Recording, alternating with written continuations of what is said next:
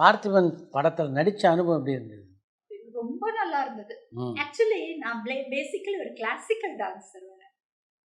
எனக்கு வந்து ஒரு பேஷன் டான்ஸ்னா முதல்ல ஃபர்ஸ்ட் ப்ரிஃபரன்ஸ் அதுக்கு தான் நான் கொடுப்பேன்.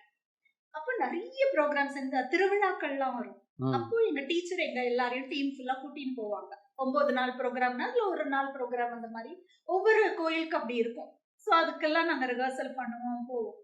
அப்போ பார்த்திபன் சார் படம் எடுக்கிறச்சு எனக்கு அந்த திருவிழா டைம் எனக்கு நான் கொடுத்துட்டேன் டேட்டை கொடுத்துட்டு நான் சொன்னேன், சார் ஷூட்டிங் நான் பண்ணி தரேன், ஆனா நான் போகணும் டான்ஸுக்கு. ஏன்னா எனக்கு அதுதான் மெயினா இருந்தது.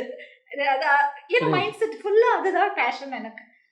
என்னம்மா இப்படி பண்ற, எல்லாருமே வெயிட் பண்ண முடியும், வெயிட் பண்ண வைக்க முடியுமா?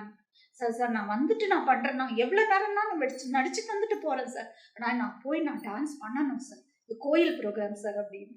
சரி அவர் என்ன பண்ணாரு, ஈவினிங் 6 o'clock முன்னாடி 4 o'clockல முடிச்சுட்டு அங்கேயே நான் டான்ஸ் ட்ரெஸ் எல்லாம் எடுத்துன்னு போனேன், பரதநாட்டிய ட்ரெஸ்.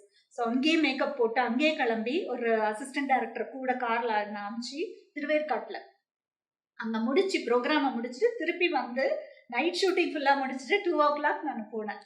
அந்த மாதிரி முடிச்சு கொடுத்தேன். அந்த மாதிரி எனக்கு வந்து அதுவும் இதுவும் கொஞ்சம் கொஞ்சம் அப்படி கிளாஷ் ஆனா கூட நான் முடிச்சு கொடுத்துருவேன். அந்த மாதிரி ரொம்ப நல்லா சொல்லி தந்தாரு பார்த்திபன் சார் எனக்கு எல்லாமே.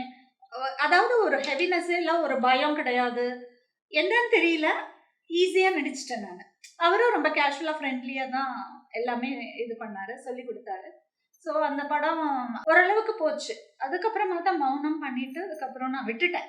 ஒரு 1 year 2 years. இதுக்கிடையில பட வாய்ப்பு தேடி யாரையும் பார்க்கல? வந்துச்சு, ஆனா அப்பா வந்து அலோவ் பண்ணல.